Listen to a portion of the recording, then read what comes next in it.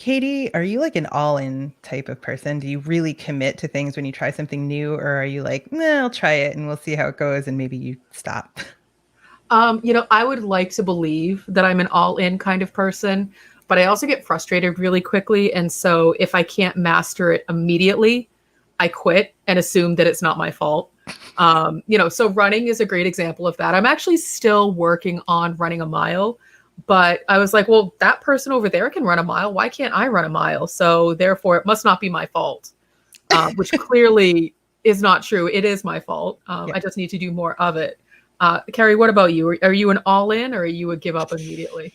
I don't give up, even when I probably should give up. Like I tried water skiing and I could not stand up. It was so hard. I couldn't hold a pencil for like a week. I just tried and tried and tried and tried and tried. And the only reason I stopped is because I didn't want to date the guy anymore whose boat it was. So I was like, I guess I would just stop. That's a solid reason to stop. Well, I feel like it was. You know what, Kerry? I think it's time to punch out.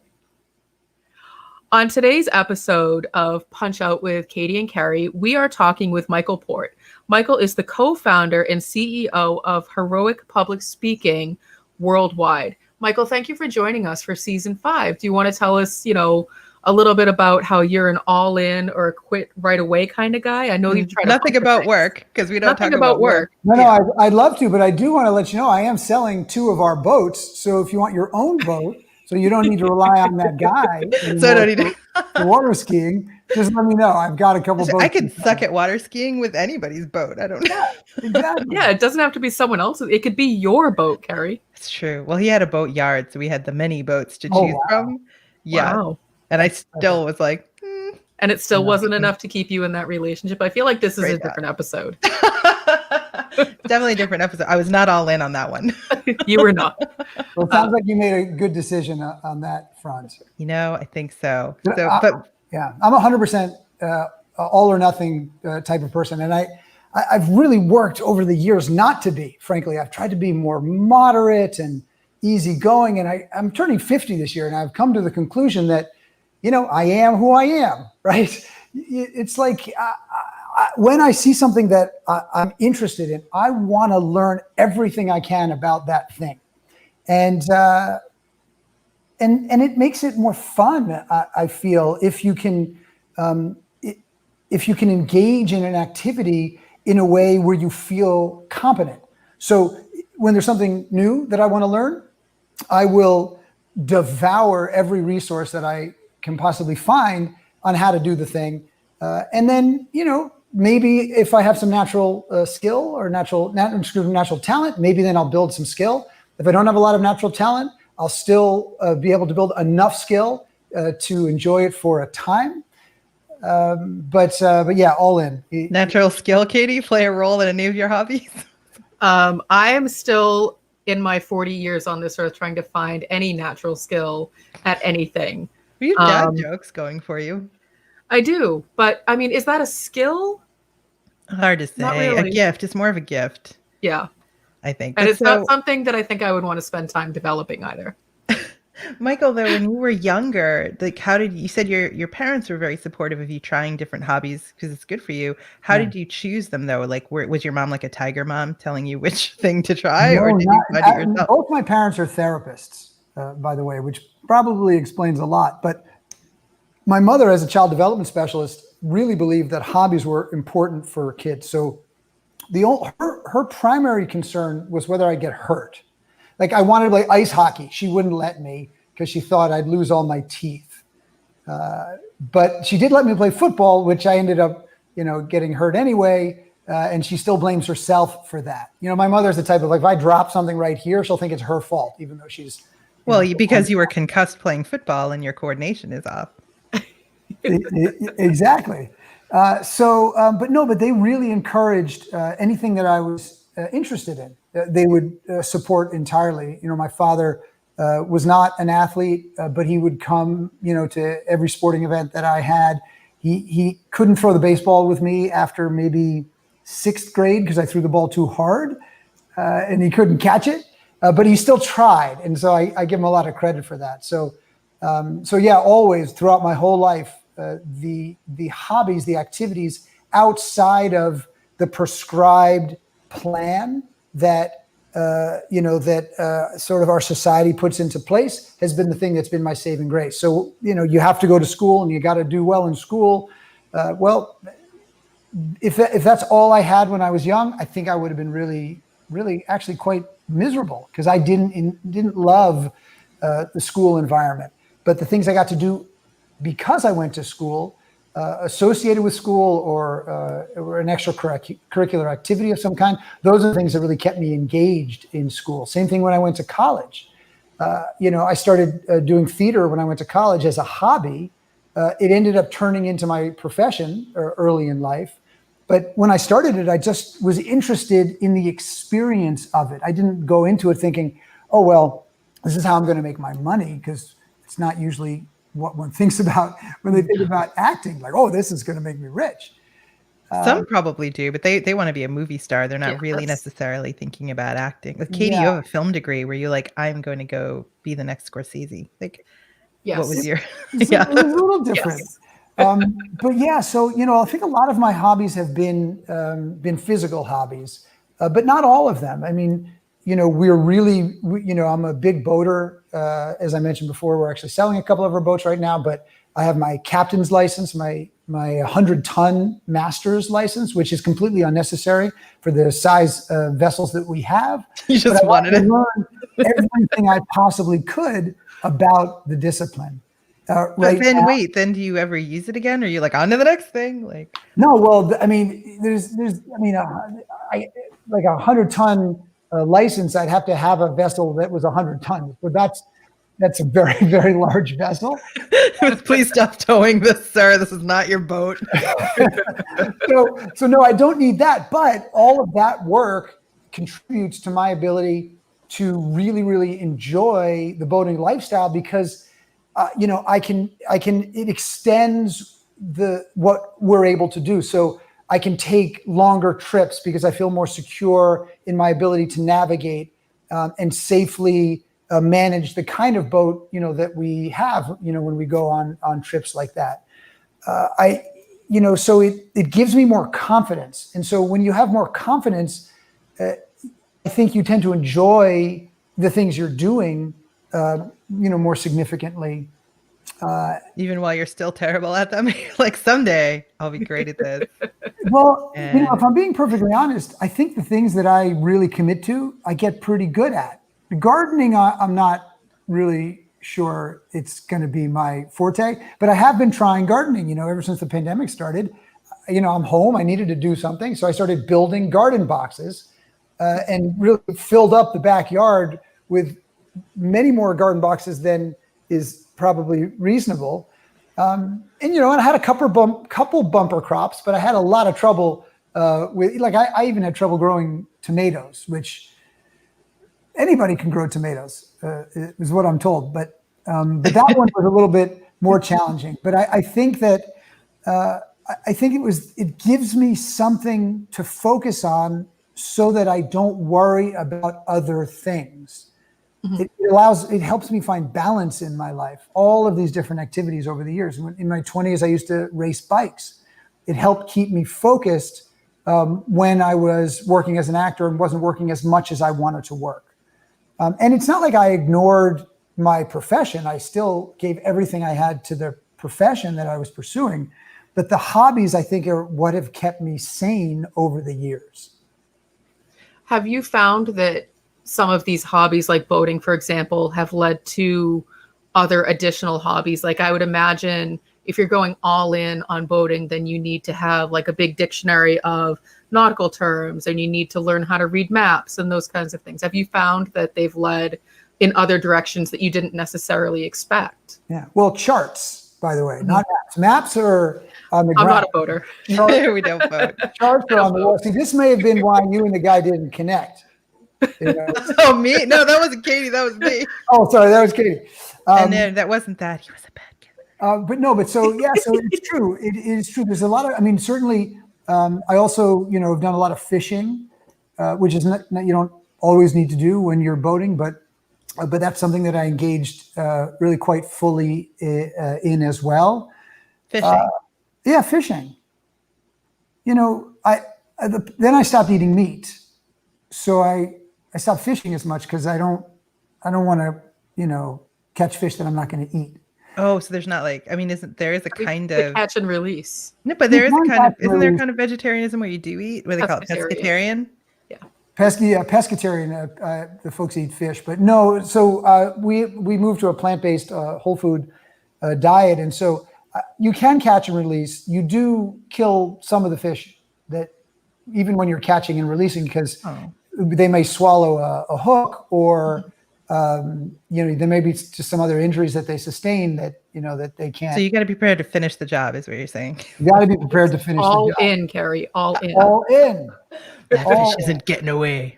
Yeah, so like when I moved to plant-based whole food, I also cut out all oil. Now, not all vegans do that. A lot of vegans eat oil, but I decided no oil. So again, all in. And again, I'm not suggesting it's for everybody. That's just how I've always approached the things that I pursue. But how long do you stick with it before you're like, yes or no, continuing all in on this? Well, it depends. I mean, bikes was 10 years. When I did competitive handgun shooting, that was only about 3 years. And in large part because when I would go to these competitions, I really didn't feel like I fit in. The culture wasn't a culture that I felt really comfortable in. Mm-hmm. Boating has been decades. What else? Martial arts. I don't know. Gardening is new. Martial arts was 20 years combined, and now I'm learning. Again, how to row scull boats. Little skinny. You ever seen those little skinny? People call it rowing, but it's sculling. Yep. Terrifying. Got it. People like us who don't know what they're looking at. It looks so easy, but oh my God, it's incredibly hard. And I love it. It combines the things I love the most: incredible physical torture, difficulty, with something that looks seemingly easy. You're like a Klingon. Yeah, actually, my hobbies have to be painful. You won't be able to, the people who are listening to the podcast won't get the value of this, but if you're watching the video, look at this. You just call me a Klingon? Look at that. Is that incredible or what? That might be a first. That's a first. That's outstanding. So that's a new hobby. Be a Klingon. Klingon impression. That's a new hobby that you have. Yeah. So let's back up just a little bit, because you've mentioned some really interesting hobbies, and I'm curious as to how these things come about, how you make the decision to competitively shoot a handgun. What were you doing at the time? Like paint the picture for us. Where were you living? What was the situation like? How does one say, you know what I want to do? I want to shoot guns better than anyone, but I'm not a cowboy. Yeah. Well, I think it's not even just with firearms. It's whatever it is that I'm interested in doing. I want to see how well I can do it. And I love the process of learning. And I love the early stages where you feel like a klutz, where it looks like it's seems dangerous, Michael. It seems dangerous when you're learning how to shoot a gun. You're like, whoa. Yeah. But just for the record, I'm hyper safety oriented, which is something that is really important to me, especially when it comes to boating or handguns or anything like that. But I guess it doesn't feel good to me to do it just a little bit, to do it marginally.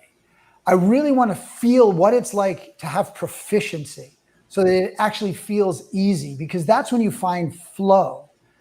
And for me, once you start to be able to participate in a discipline in a way that feels easy, I feel like the world makes more sense to me. And so that's, I think, one of the reasons that I try to learn as much as I can, as quickly as I can about it, because it kind of makes sense. It allows me to make sense of the world around me. The competitive shooting. So you were, if I'm right, you were acting, living in New York City. Competitive shooting, like no, I wasn't competitive shooting until I moved out to Pennsylvania. I was gonna say, I was thinking, like, where would you even go to learn competitive shooting? Manhattan is not a that big seems place. like really hard, right? Yeah, no. I'm in Bucks County, Pennsylvania, and I don't know if you ever heard. Sometimes people call Pennsylvania Pennsyltucky. Yep. Yeah. So there's a lot of competitive handgun shooting out in this area, or this state. But you were an actor and you did have a lot of downtime that gave you time to explore hobbies. Yeah. Yeah. And in those days, I was focused on bike racing and martial arts, physical disciplines that also kept me in good shape for acting and for performing, which was helpful, but also gave me something I could control. So, certainly when I was an actor, and even now as the, founder and CEO of a company, with everything that's going on in the world, there's not that much you can control. And I think that it can be difficult to be in a profession where you don't feel like you've got control over everything that's happening. But with my hobbies, I feel like it gives me an environment that I can have a certain amount of control over. Control in my training, control in my learning, and then mastering the disciplines, these new disciplines, feels like I am gaining a certain amount of control over myself, both physically and mentally, and over the discipline that I'm trying to learn. And I like that feeling. And I feel it gives me a sense of balance, even though it seems extreme to dive into these hobbies and then, go so far so quickly in them. Sometimes it's surprising to people. To me, it's actually not an extreme way of existing. It actually gives me a sense of balance. And I know we don't talk about work on this, but it gives me a balance when work often doesn't feel like I have as much control over it, but I then have my hobbies to balance it out. That's a very Jeremiah Aoyang, a previous guest on the show, went into CrossFit, and he was like, bam, changed my entire life this week. Portion my food, schedule my workouts. And he was like, do. And he does it still, even now. So he was all in, stay all in. Yeah. It's a similar, seems like a similar mentality, but Katie and I don't share it. I do not ascribe to at all. We do not. No, I mean, I have, my routines and my sense of control, but definitely nothing that I excel at. Let's just leave that there. So untrue. You have many things that you excel at. I'm not a great fisherman. I just know a lot about it, and I can do it well when the fish want to bite, but I can't get them to bite if they don't want to bite. Let's be clear about that. So you have to learn something about bombs, so you can drop a bomb into the lake and they all float to the top, and then you just skim them. I think you might be an all-in kind of person, actually. I'm very competitive. That's true. I just go with a hook. Oh, you're going with the bomb. So you're just so slow. If I want to come back with more fish than anyone's ever seen in one place, I will get it done. I'm just not saying I won't be a skilled fisherman. So I want to go back and talk a little bit about the martial arts, which I find really interesting. And so, at the time of this recording, one of the big popular shows right now is Cobra Kai. And so the promos are everywhere. And something that I saw, in the promo last night, because I loved the original Karate Kid movie, was that martial arts is all about the head and the heart, not about the anger and everything. So I find it really interesting that you have been doing or practice martial arts for quite a few decades, but then you also talk about this balance of mental and physical.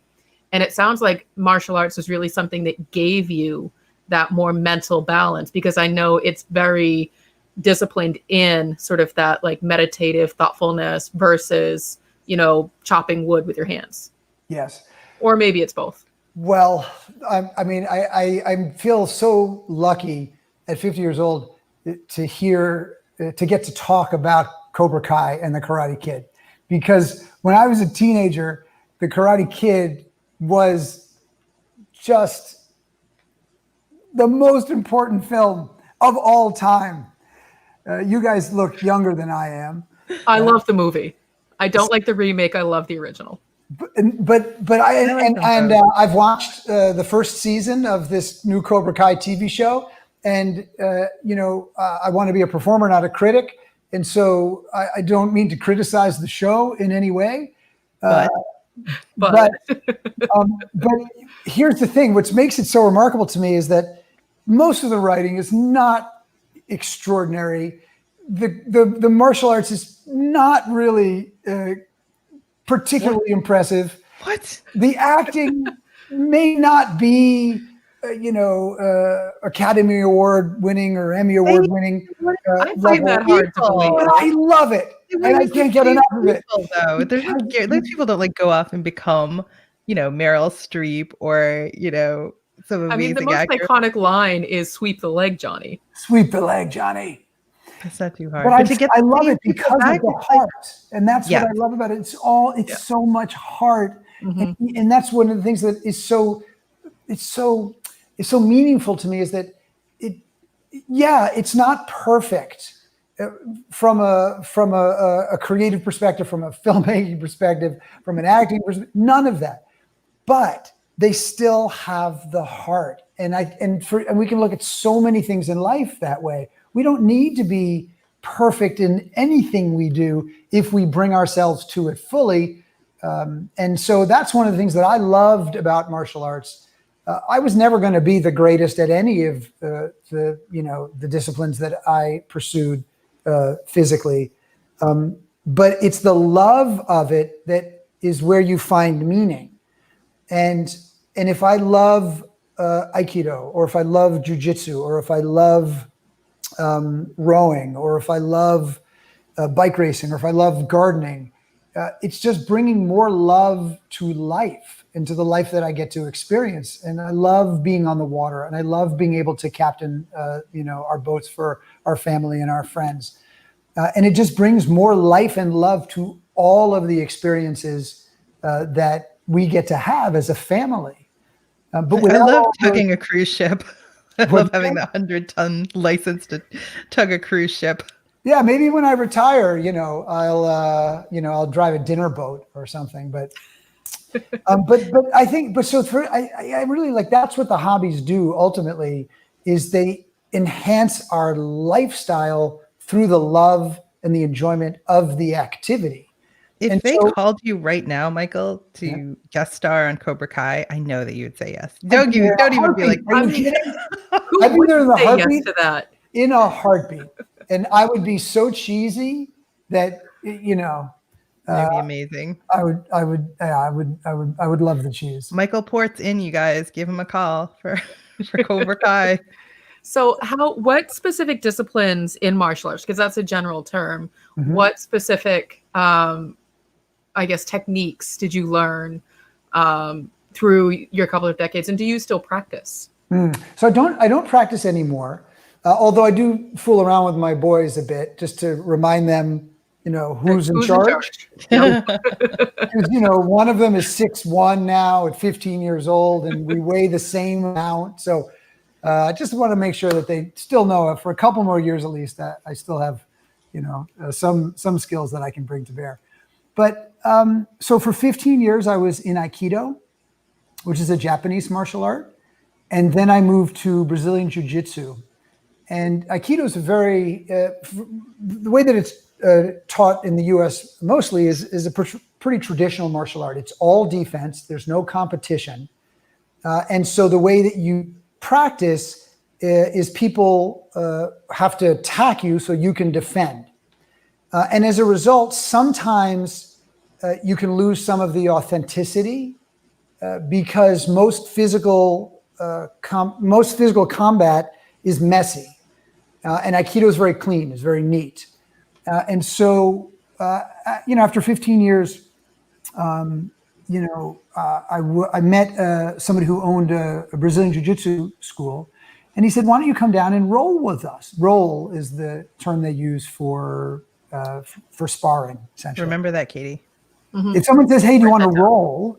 That's what it means. It's going to be uncomfortable. They're going to try to pin you to the ground and break your arms.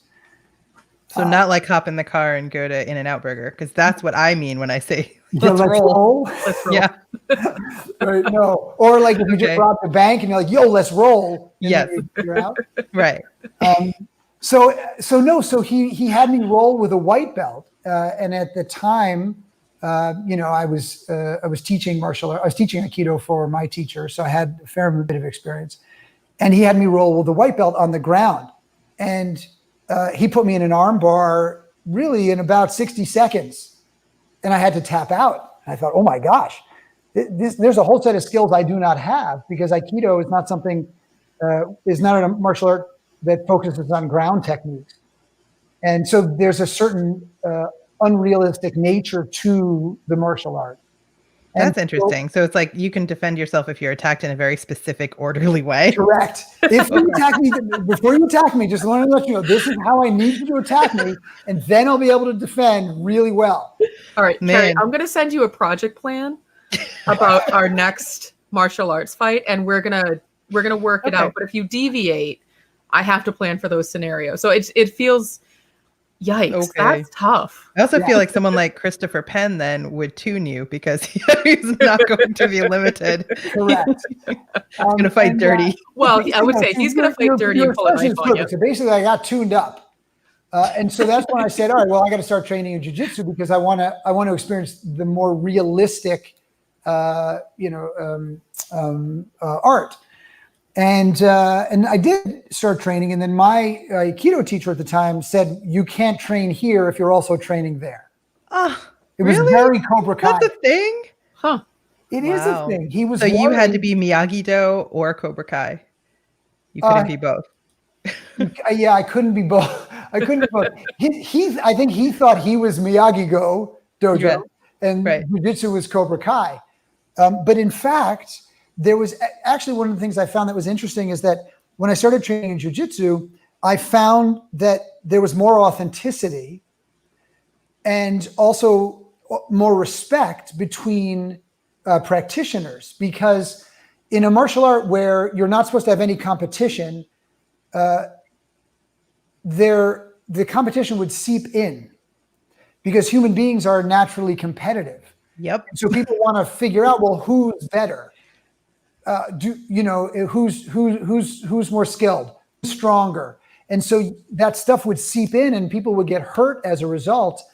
But in Brazilian Jiu-Jitsu, as soon as you tap out, they stop. They're done. That's it, because they know who won. There's no question about who was the better competitor in that moment, because as soon as someone taps out, that's it. They lost. They don't come after you with a bucket or something? No, a handy stool? No, they don't. So this is not the sport for me. Then I'll keep looking. Yeah, but so my teacher, I think, was worried that I would bring the jiu-jitsu into the Aikido school. Oh. And I said I wouldn't. He didn't believe you. He didn't say you have to leave, but it was just very clear that he wasn't comfortable with me training in another discipline at the same time. So then I said, okay, I'll go focus on jiu-jitsu. And I did that for 5 years. And then my body started to feel it. And I thought, okay, maybe it's time to take a little break. And that's when I picked up, at that time, I think it was firearms. Let the firearm do the work for you. I mean, it makes sense to me. Yeah, right. Why am I working so hard? This would be much easier with the firearms. But no, I really had never, I don't think I'd ever even touched a firearm before I took the first lesson. Probably a good thing. Yeah. I didn't grow up with them, it just wasn't a part of my life, and they're not a part of my life now or as a regular, thing. But you mastered it and moved on. Well, I don't know if I mastered it, but I did get up to what is called the master's level. I think that's what mastering is. But there were people who were much, much better than I was. Of course, I was an amateur who was just, working hard to develop skill. That's all. But ultimately, that particular hobby didn't fit our lifestyle culturally. Mm-hmm. And so that's when I left it. And so I think sometimes for some of the hobbies that I pursue, if I find that culturally it doesn't fit, I'll pursue it for a shorter period of time. Mm-hmm. But if the culture really is something that is meaningful to us, then it's more enjoyable to stay with that hobby and keep progressing with it. Because it fits better in your life overall. Correct. Well, speaking of culture, I guess one last question that I have for you is, did you ever try to pick up any hobbies around learning different languages or immersing yourself in different cultures? No, not with languages. languages are something that I've always had a difficulty with. I've written, I'm on my 9th book, but my 4th grade teacher said I had the worst spelling she'd seen in 25 years as a teacher. That's not nice. Well, she didn't tell me. She told my mother, who told me, who still feels guilty to this day that she told me. But maybe it drove me to, write books for a living. But I'm also very dyslexic. So the things that I tend to be drawn toward are things that require physical connection, physical engagement. That's where I felt that I could pick things up more quickly, and I felt a little bit more alive. I forgot to mention cooking. I've been taking a cooking class and learning how to cook.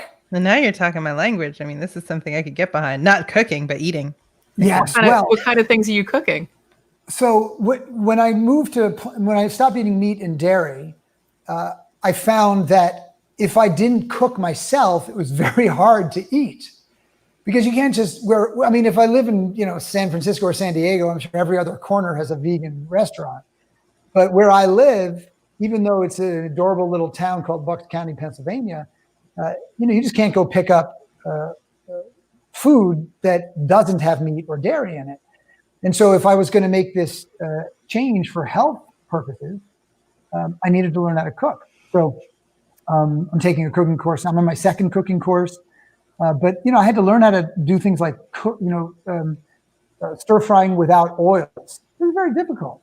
Or steaming vegetables well is not always easy. I mean, most green beans, once they're steamed, they're just like these mushy, nasty things that nobody wants to eat. That sounds irresistible. That's a great hobby. So I practiced, for hours and hours and hours on my knife skills, which are still only marginal. They're not great yet. Like for food or like throwing knives at for food. Moving targets. Okay. Yeah, I went to an axe throwing, thing once. That I had no interest in doing. You're not welcome back again. No, I have the big sign with my picture on it. It says Michael Port may not come back here ever again. Because of that one time. So how many piles of like potatoes and onions do you have in your kitchen that you've been practicing on, and your family walks in and is like, again? My God, give it up, man. I was using carrots because they're pretty cheap. So I probably went through, I don't know, maybe 50 bags of carrots, just working on my knife skills. But every weekend, I will cook for the whole week for anybody in my family that will eat what I cook. My wife eats it. My daughter eats it. The boys, they are still meat eaters and dairy eaters. So I'll cook meat and dairy for them. Yesterday, I cooked potato latkes for the family, my mother's original recipe. So that I enjoyed that too. I don't think that's going to be something that I'm probably get as into as the others. I'll do just enough to be able to cook the things that I like to eat and my wife likes to eat. But again, I think part of it is a desire to have a certain control over my life, because I wanted to make a change and I couldn't, without learning the skills necessary to cook, I really couldn't make that change sufficiently. And sometimes I think that we spend so much time working that I think we often lose a lot of the life skills that are meaningful that we might develop if we weren't so work obsessed. And so cooking has been something that's really been meaningful for me, and feels very empowering, because I feel like I have some skills to make some things that are really, really delicious and also healthy at the same time. I so agree with you about, having these skills and needing to use them so you can, kind of have the lifestyle that you want. I don't plan on putting cooking back, but it, definitely will open up time for me to have some other hobby. Yeah. If I don't. Well, Michael, you have been flying the flag of the reason why we do this podcast for Punch Out. The whole point is to help people understand that there is life outside of work and that balance is a good thing. So thank you so much for sharing with us your story, the things that you do outside of your job that help keep you balanced. Super interesting. So if people are looking for you professionally, where can they find you on the internet? heroicpublicspeaking.com. heroicpublicspeaking.com. Wonderful. Thanks so much for joining us today. This has been incredibly fun. And now I feel like I want to go take up cotton candy making or something else that's like in line with my personal values. Maybe like empanada making. Yeah, something like that. And I'm going to like really commit. Well, thanks for having me. I appreciate it. Thanks so much, Michael. Thank you.